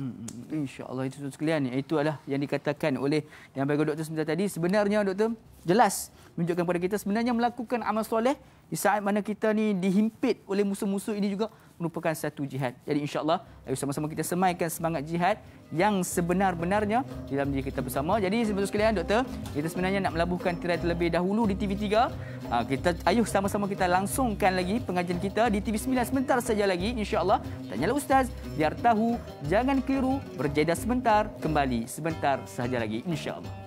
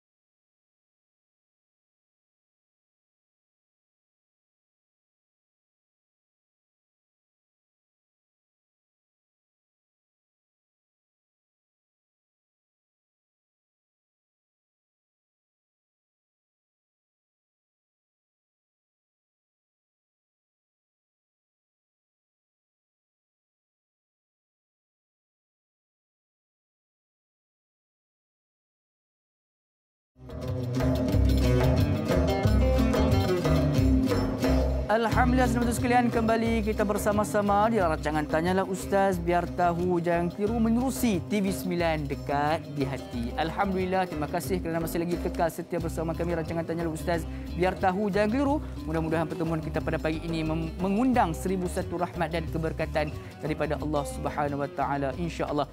Jadi saudara sekalian, seperti biasa ada sebarang persoalan yang ingin diajukan kepada kami berkaitan dengan tajuk kita pada pagi ini, fiqh jihad. Boleh untuk terus berhubung dengan kami di talian yang tertera di kaca televisyen anda, insya-Allah. Jadi jom kita nak beralih dengan persoalan yang berikutnya daripada sahabat Facebook kita, daripada saudara Aiman Aizuddin. Assalamualaikum Ustaz dan Da'i serta semua kru yang bertugas. Assalamualaikum warahmatullahi. Apakah ciri-ciri orang yang berjihad? Adakah jihad tanda ada iman pada diri seseorang itu, dan bagaimana Islam menganjurkan batas-batasan dalam berjihad? Terima kasih. #biar tahu jangan keliru. Jadi doktor tambahkan sedikit untuk persoalan itu berkaitan dengan ada tak klasifikasi bagi jihad ni sebenarnya. Silakan doktor. Okay, jadi kita tengok kepada soalan ni dulu. Ya, So, jadi cakap nak tengok apakah ciri-ciri orang-orang yang berjihad, adakah jihad tanda ada iman. Satu. Kita tengok ciri orang-orang yang berjihad, bila dia berjihad maka nak pastikan jihad dia itu diterima oleh Allah Subhanahu Wa Taala. Maka sudah pasti di sana ada prasyarat yang perlu untuk mereka ikuti. Yang pertama saya simpulkan di sini bahawa orang yang sedang berjihad, maka di sana dia perlu ada sifat kesabaran. Dia kena sabar menghadapi sebarang situasi. Sebab sebut saja jihad, apa dia tadi? Kesusahan, kepayahan untuk mencari redha Allah. Maka sabar adalah perkara yang paling asas ketika mana dia cuba untuk berjihad pada jalan Allah. Yang kedua, ikhlas. Ikhlas mengharapkan redha Allah. Dia mesti ikhlas sebab apa saja tindakan dia adalah di bawah kawalan seliaan Allah Subhanahu Wa Taala. Mungkin dia boleh secara zahir nampak macam dia bagus, dia sanggup lakukan kepayahan, kesusahan, tetapi dalam hati dia Allah Ta'ala sahaja yang tahu. Justru itu, para pendengar dikasihi sekalian, maka ikhlaskan diri anda sekiranya anda mahu berjihad. Yang ketiganya kita sebut dekat sini, antara prasyarat untuk berjihad ataupun prasyarat untuk dia mendapat syahid di sisi Allah Ta'ala, kalau betul-betul dia nak berjihad, dia kena pastikan bahawa dia tidak melakukan perkara-perkara yang menghalang daripada dia mendapat balasan orang yang berjihad. Contohnya apa? Dia kena pastikan diri dia bukan orang yang suka berhutang ataupun menanggung hutang. Jadi pernah berlaku zaman Rasulullah SAW, orang ini hebat, berjuang di jalan Allah Subhanahu Wa Taala, dan ada di kalangan mereka yang syahid sekalipun. Tetapi bila melibatkan masalah hutang ini, antara faktor ataupun syarat ataupun menjadi penyebab kepada kelayakan dia mendapat nikmat sebagai seorang syahid itu mungkin terhalang. Sebab itu kita kena pastikan bahawa kita jangan buat perkara-perkara yang boleh menyebabkan kita terlepas daripada mendapat nikmat disebabkan perkara-perkara dunia yang tidak kita settlekan di peringkat awal. Itu antara yang boleh kita lihat syarat ataupun benda yang perlu kita ada kalau kita betul-betul nak mendapat pahala syahid di sisi Allah Subhanahu Wa Taala. InsyaAllah. Jadi doktor, tambahan tadi persoalan tentang klasifikasi. Klasifikasi kan. Jadi kalau kita lihat banyak sangat, kalau kita nak boleh sebut saja tentang jihad am tadi kan. Jihad am, jihad yang maknanya secara umum. Okey, jadi saya lekatkan dekat sini bahawa sebut sahaja jihad, kita luaskan pemikiran kita, kita terima ianya sebagai sesuatu yang begitu boleh kita dapat. Bukan sekadar nak menunggu perang. Okey, kita boleh katakan dekat sini bahawa jihad dalam Islam itu kita kategorikan kepada beberapa perkara. Yang pertama, yang sebagai semua makruf, jihadul kufri. Yakni jihad dalam keadaan menentang orang-orang yang menentang agama Allah. Ini jihad yang kita semua faham, semua orang duk faham, itulah dia jihad. Satu ya. Yang kedua, jihadul qalbi. Jihad hati. Jihad dengan hati iaitu menahan segala godaan syaitan dan mengelakkan diri daripada terjerumus dengan dosa yang mendatangkan murka Allah Ta'ala. Kita jihad dengan hati kita. Pastikan hati kita ini tulus untuk Allah Ta'ala. Bukan senang. Bukan senang tuan-tuan sekalian untuk kita betul-betul buat kerja lillahi ta'ala. Bukan senang. Maka kesusahan itu juga dinamakan sebagai jihad. Yang ketiga, jihadun nafsi. Jihad melawan hawa nafsu. Maknanya nafsu mengajak kepada keburukan, kan? Mengajak kepada ketidakbaikan. Maka kita jihad lawan hawa nafsu juga dikira sebagai klasifikasi kita berjihad kepada jalan Allah Ta'ala. Yang seterusnya, jihad bil lisan. Kita bercakap, ya, kita berceramah, kita berpidatur, menyatakan kebenaran. Sungguh-sungguh, kadang-kadang kita cakap orang tak suka, kita cakap orang marah.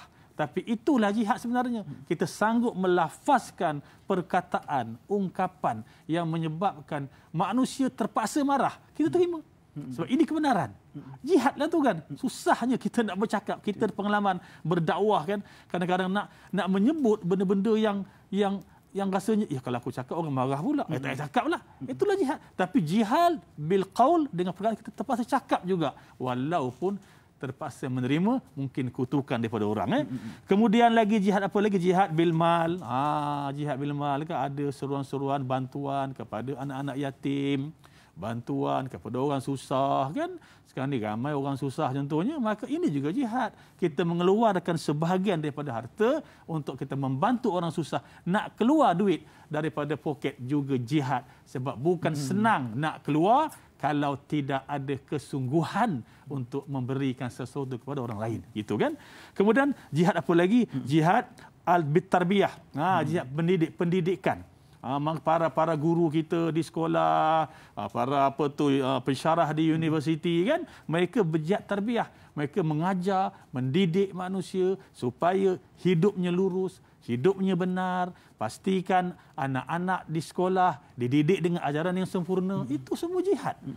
Terlalu besar para pendengar sekalian, kita nak menarifkan jihad itu sendiri. Jadi dalam banyak-banyak semua ini kan adalah kita golongkan dalam keadaan bahawa sebenarnya, saya simpulkan di sini, kita berada dalam situasi jihad walaupun kita tidak mungkin berada pada jihad bersenjata. Mana jihad sekarang ni di kalangan kita, inilah dia. Jihad bersenjata serah pada kami. Warga tentera. Kami itu tugas kami. Menjaga negara, mempertahankan negara. Anda di luar sana, lakukan jihad mengikut tindakan situasi di mana anda berada. Maka sama-sama dapat jihad. Pahala serah pada Allah Ta'ala. Kita tak tahu. Kita menghukum di dunia sahaja. Kalau kita betul-betul manusia yang betul-betul ikhlas kerana Allah Ta'ala, buatlah, insya-Allah Allah Ta'ala itu tahu, dia beri ganjaran sekadar mana kemampuan kita untuk bersama-sama dengan Allah menegakkan agama yang mulia ini. InsyaAllah. Betul sekalian, itu adalah di antara klasifikasi ataupun bentuk-bentuk jenis-jenis jihad yang boleh kita laksanakan. Seperti mana kata doktor tadi, kita serahkan yang bersenjata tu kepada pihak yang berautoriti. Kita ada jihad kita yang perlu kita laksanakan. InsyaAllah. Jadi doktor, tadi tambahan sedikit, tertinggal sedikit persoalan daripada saudara Aiman kita sebentar tadi, berkaitan dengan batasan-batasan kita dalam berjihad ni doktor. Silakan. Okey. Batasan-batasan dalam konteks kita nak berjihad. Okey, tengok kita berada di situasi mana. Okey, kita jangan melangkaui batasan yang kita sendiri tidak mampu.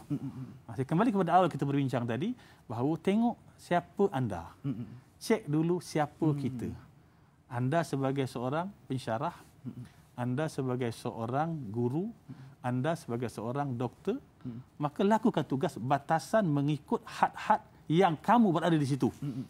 Bukan kita buat perkara yang kita sendiri pun tidak boleh buat. Contoh kita sebagai seorang cikgu, tiba-tiba nak berjihad dalam batasan seorang doktor. Tak boleh. Maka tak boleh. Kan? Jadi kita tengok di mana kita sesuainya di mana, maka di situ kita berada. Buatlah kerja bersungguh-sungguh di situ, insya-Allah pahala jihad Allah Ta'ala akan bagi. Sebab apa kita buat itu, di situlah kepakaran kita buat, insya-Allah Allah Ta'ala Maha mengetahui. InsyaAllah. Jadi berjihad sekadar di atas kemampuan yang kita mampu lakukan. InsyaAllah mudah-mudahan menjawab persoalan daripada saudara Aiman kita tadi. Jadi doktor, terima kasih di atas pencerahan tersebut. Sahabat sekalian, banyak lagi yang kita akan bincangkan berkaitan dengan fiqh jihad ni. Namun sebelum itu kita berjeda sebentar. Kembali sebentar saya lagi. Tanyalah Ustaz biar tahu, jangan keliru.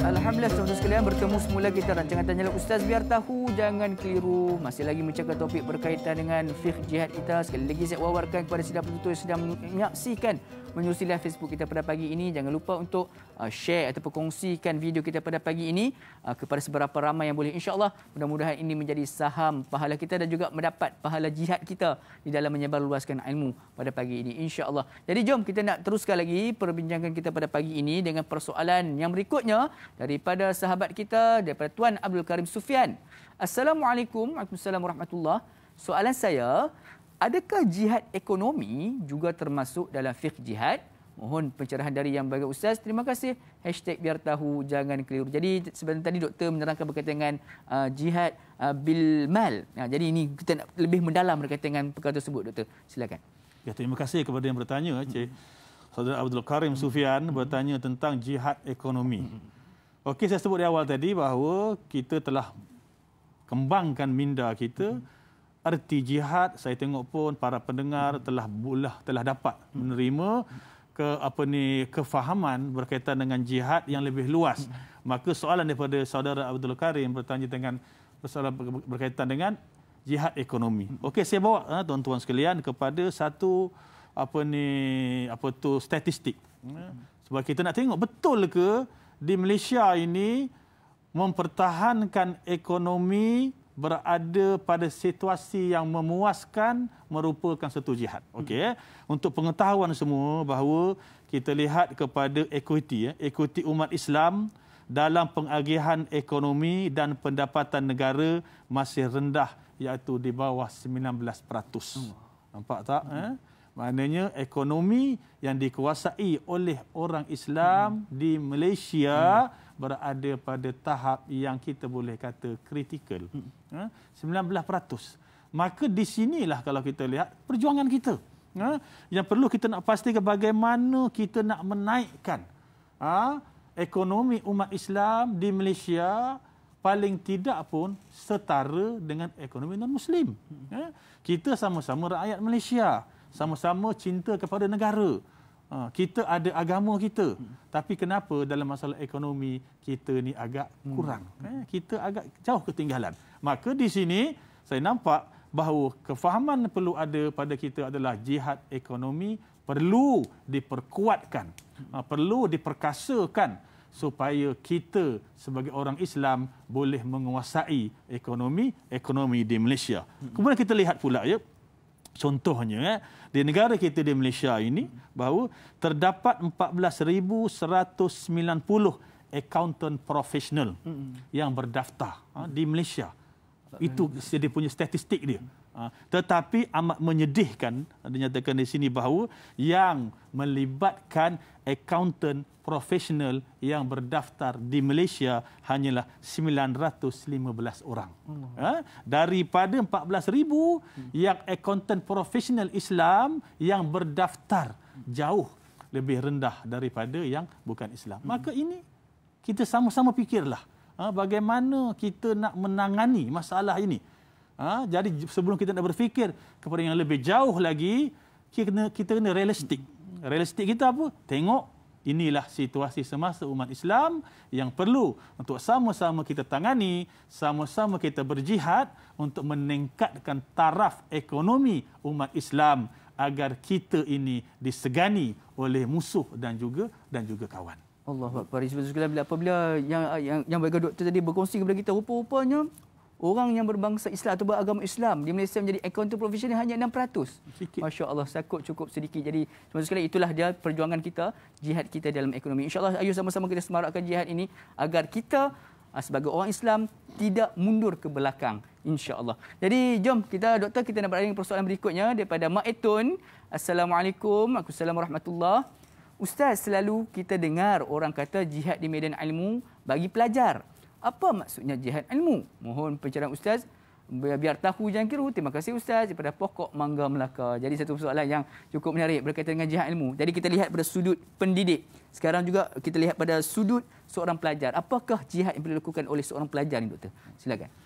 Okey, terima kasih Mak Etun di atas keprihatinan melihat isu ini. Jadi kita tadi kita bicara tentang doktor, tentang pensyarah, tentang pendidik. Maka bagaimanakah jihad yang boleh dilakukan oleh para pelajar ataupun para penuntut ilmu?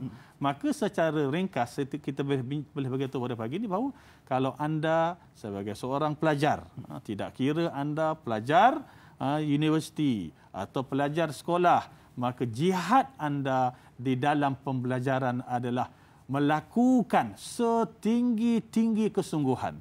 Jihadan kabira. Jihad besar sungguh-sungguh nak berjaya. Menerima amanah daripada orang tua hantar kita ke sekolah, hantar kita ke universiti, kita try yang terbaik, ambil terbaik, belajar bersungguh-sungguh, bukan sekadar belajar melepaskan batuk di tangga. Jadi kalau kita belajar sekadar melepaskan batuk di tangga, seolah-olah kita tidak ada jihad dekat situ. Jadi kalau kita nak mendapat jihad dari sudut menuntut ilmu ataupun jihad pelajar, anda perlu menjadi pelajar yang terbaik, bersungguh-sungguh melaksanakan tanggungjawab, buat apa yang disuruh oleh guru. Anda buat sedemikian, maka insya-Allah anda adalah sedang berjihad dalam menuntut ilmu. Tapi kalau anda buat perkara yang lebih-lebih kurang, asalkan boleh lulus, anda tidak dikategorikan sebagai orang penjihad ilmu. Penjihad ilmu, dia mesti bersungguh, dia mesti buat sedaya upaya mungkin, capai skor yang terbaik.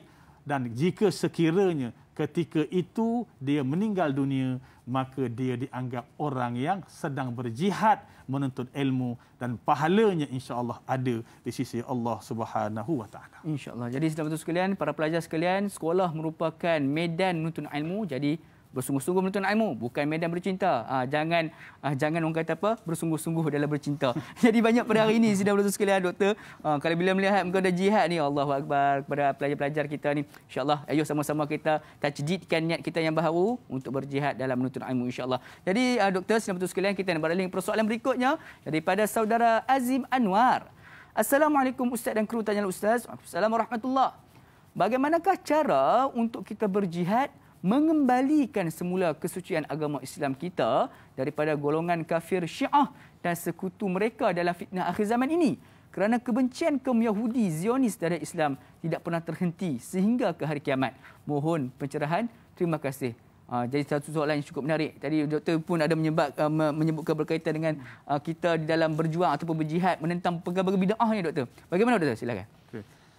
Jadi kalau tengok kepada soalan ini, bagaimanakah cara untuk kita berjihad mengembalikan semula kesucian Islam kita daripada golongan kafir, Syiah ke apa itu peluang. Jadi maknanya apakah peranan? Bagaimana cara kita nak mengembalikan semula kesucian agama? Maka tak dapat tidak, dia kena kembali kepada diri kita. Kita kena tunjukkan akhlak yang mulia, tunjukkan didikan yang sempurna dalam satu masa disebut awal tadi bahawa fungsi ilmu yang begitu penting. Kita nak berhadapan dengan golongan non-Muslim umpamanya kan, kita perlu berhujah dengan mereka. Maka tak dapat tidak, ilmu kena ada. Ilmu kena ada dan dalam satu masa menunjukkan kepribadian yang sempurna. Kita kena buktikan kepada mereka, tak kira kafir Zionis ke apa ke semua, buktikan bahawa ini di Islam. Kita ada ilmu, kita boleh berhujah dengan mereka, dan yang lebih utamanya adalah tunjukkan ini di akhlak Islam yang paling sempurna.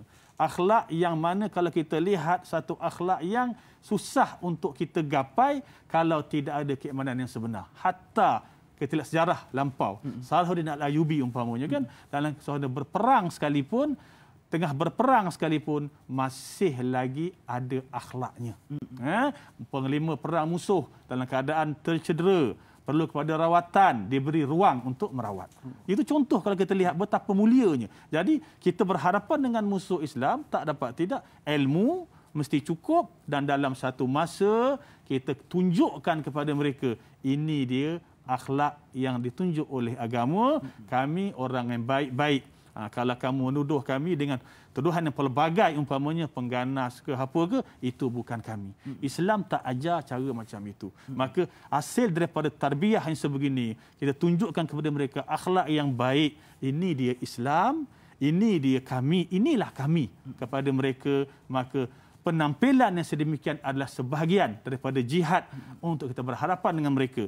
Tapi kalau kita menunjukkan akhlak yang tidak baik, contohnya kita mengaku kita agak beragama, kita orang Islam, nak berhadapan dengan musuh Islam, tapi akhlak mereka lebih teruk, akhlak kita lebih teruk daripada akhlak mereka, maka mustahil mereka boleh terima kita sebagai seorang yang baik. Maka kesimpulannya, ilmu kena ada untuk berhadapan dengan orang yang tidak suka kepada agama kita, dan yang kedua, tunjukkan akhlak yang paling sempurna agar dengan akhlak ini boleh menarik mereka atau sekurang-kurangnya mengurangkan kebencian mereka kepada kita kerana penampilan yang sempurna lagi baik. InsyaAllah. Dua kata kunci di dalam kita nak menyerang ataupun berjihad menentang musuh adalah yang pertama ilmu, yang keduanya adalah akhlak Islamiah. Terima kasih atas pencerahan doktor. Jadi doktor, satu persoalan doktor. Kita sudah pun berbincang panjang lebar berkaitan dengan jihad ni. Jadi sudah pastinya ramai daripada kalangan penonton kita ni yang sudah jelas apa sebenarnya istilah jihad itu sendiri. Ya doktor, sebagai pengakhiran ni, bagaimana cara untuk kita nak keluarkan masyarakat kita ni daripada kekeliruan tentang istilah jihad tu, doktor? Silakan. Okey. Jadi macam mana nak kita nak menghilangkan daripada kekeliruan ini? Kita kena ingat bahawa sesungguhnya Islam itu adalah agama salim, agama yang selamat.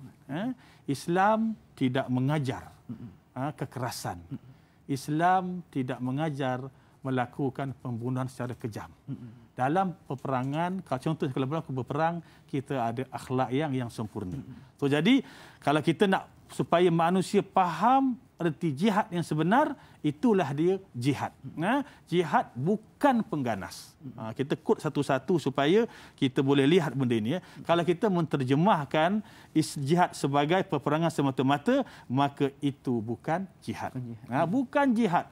Kau bunuh orang, kau seksa orang atas nama jihad, walaupun serban kau besar, jubah kau labuh, tetapi kau tak dapat nak fokus mana jihad yang sebenar, maka itu bukan jihad. Walaupun penampilan macam beragama, tetapi oleh kerana sikap yang ditunjukkan, maka itu bukan jihad.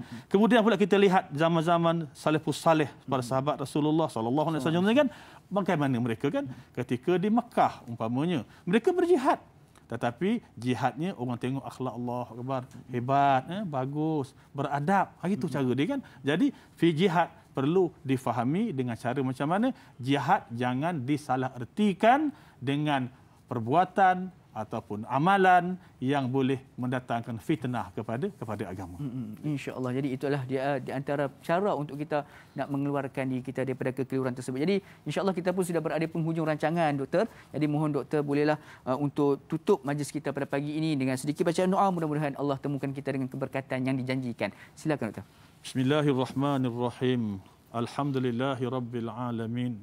Wassalatu wassalamu ala asyrafil anbiya'i wal mursalin wa ala alihi wa sahbihi ajma'in. Allahumma inna haza iqbalu naharik wa idbarul lailik wa suatu du'atik faghfir lana. Allahumma ghfir lana dhunubana wa liwalidina warhamhum kama rabbawna shighara. Allahumma inna nas'aluka ridhaka wal jannah wa na'udzu bika min sakhatika wan nar. Allahumma innaka afuwun tuhibbul afwa fa'fu anna. Allahumma afina fi badanina, Allahumma afina fi sam'ina, Allahumma afina fi basarina. Rabbana atina fid dunya hasanah wa fil akhirati hasanah wa qina azaban nar. Walhamdulillahi rabbil alamin. Amin amin rabbil alamin. Jazakallahu khairan katsira Doktor di atas bacaan doa dan juga ilmu yang dilimpahkan kepada kami. Mohon dihalalkan segala ilmu yang dicurahkan. Jadi semasa sekalian, mudah-mudahan kita semua terkeluar daripada kekurangan selama ini berkaitan dengan jihad, insya-Allah. Ayo sama-sama kita tajdidkan niat kita di dalam berjihad di dalam kehidupan kita ini, insya-Allah. Jadi semasa sekalian, terima kasih kerana kekal sehingga ke penghujung rancangan. Jangan lupa untuk saksikan rancangan Tanya Ustaz pada besok hari bersama dengan Dai Aiman sebagai moderator dan juga ahli panel kita Ustaz Nur Effendi Hamid kita membicarakan topik berkaitan dengan kisah 25 Rasul Nabi Ibrahim alaihissalam bahagian 1. Satu perkongsian yang menarik insya-Allah pada esok hari. Jadi selamat sekalian, saya Dai Luqman. Mohon maaf sekiranya ada terkurang di mana-mana. Mohon dimaafkan segala kekurangan diri. Jadi insya-Allah kita bertemu lagi di lain episod. Akhirul kalam. Wabillahi taufiq wa hidayah. Wassalamualaikum warahmatullahi wabarakatuh. Tanyalah Ustaz, biar tahu, jangan keliru.